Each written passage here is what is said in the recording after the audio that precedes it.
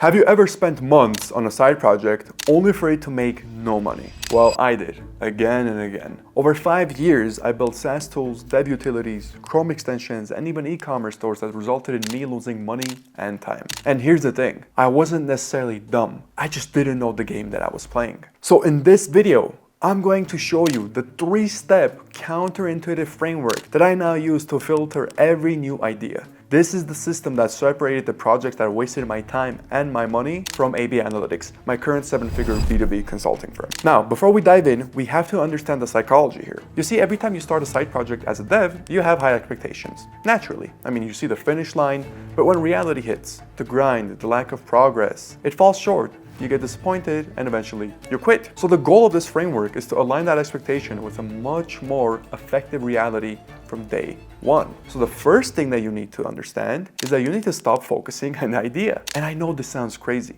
believe me, because we're all obsessed with finding that $1 million idea. But the truth is, your idea is pretty much worthless in this day and age. You need to completely ignore brainstorming products and ideas, and instead you need to become obsessed to the point where you can be like an obsessive detective for a very small, painful, specific problem that a group of people consistently face. The more painful and frequent the problem, the more these groups of individuals will be willing to pay for even an imperfect solution, meaning the more you can charge. So let me give you a concrete example from my graveyard of failed projects. I once spent a few months building a beautiful e-commerce ICP identifier app, specifically for e-com owners. ICP stands for Ideal Customer Profile. And I thought it was a genius idea. I mean, it had features for generating your ideal customer profile, all the different marketing angles you can use, all things that I thought were pretty cool. The problem was, I built it in a vacuum. I never stopped to ask if e-com owners actually struggled with marketing to their ICP. And even if they did, if my solution was the right fit for it. You see, I just applied my own situation, but I didn't take a look at everybody else's. It was a solution desperately looking for a problem. So when I finally launched it, the response was pretty much nothing.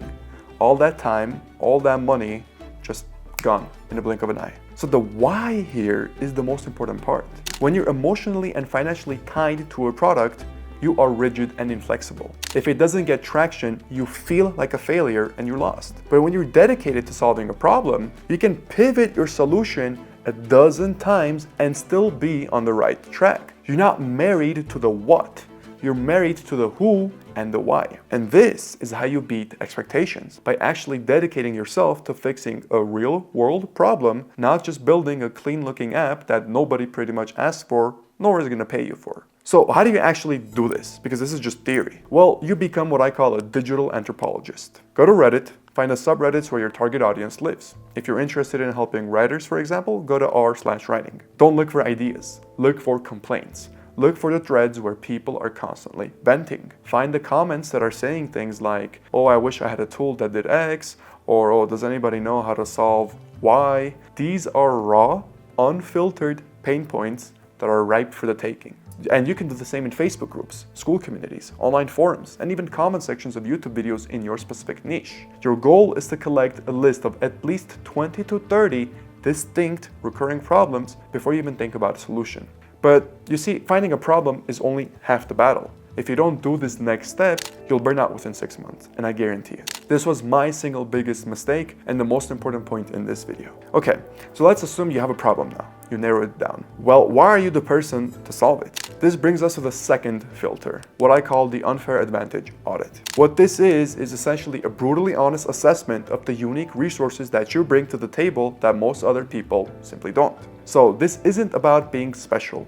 It's about being specific. Your unfair advantage can come from one of 3 places: your professional skills, your network, or your location. Now, of course, if multiple apply, obviously you can have all 3. But why this matters is because your unfair advantage is pretty much your moat. It's your sustainable competitive advantage. It's the thing that will keep you going when your initial motivation inevitably dies down. Because anybody can have a good idea, but not everybody has the unique combination of resources to see that idea all the way through. So let me give you another example from my past failures. I tried to launch an e-commerce brand, you're seeing the pattern here, for sustainable, ethically sourced dog toys. This was when the dog niche specifically was very popular. And it's a great problem.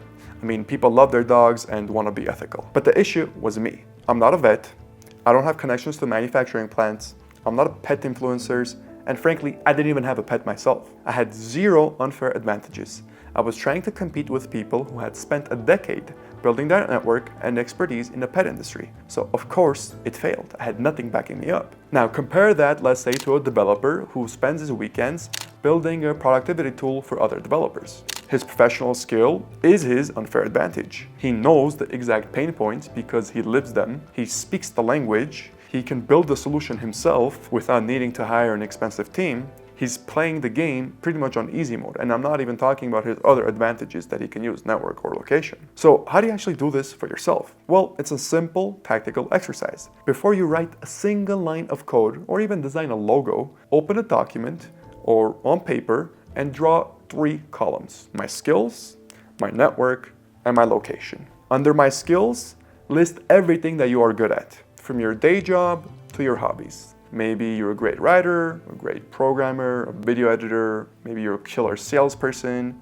Put everything down. Under my network, list the groups of people that you have access to. So your coworkers, friends, college alumni, the online community that you've been part of for a few years. Put everybody within that column. And then last but not least, under my location, list the things that are available to you in your area. Any specific business meetings, Chamber of Commerce events, BNI groups, local businesses.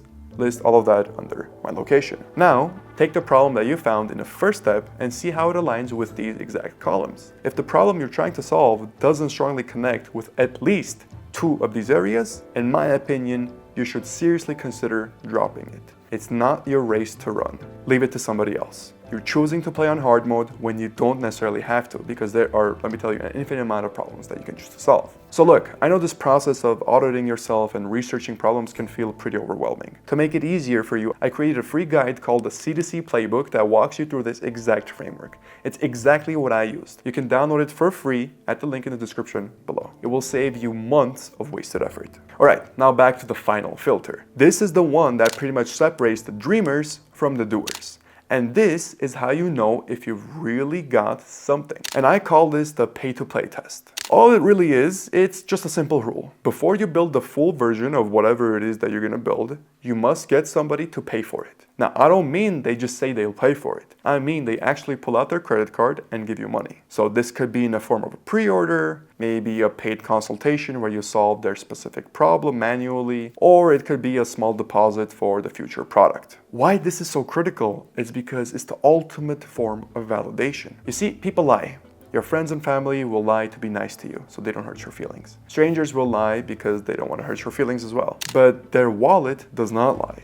Getting that first dollar is 100 times more valuable than getting 1,000 email signups or 100 compliments for whatever it is that you're trying to do. It proves without a shadow of a doubt that the pain that you identified is real enough for somebody to open their wallet to make it go away. And this is that magic moment where reality smashes expectations in the best way possible. But how do you tactically do this? Well, it's actually simpler than you think. You don't need a finished product.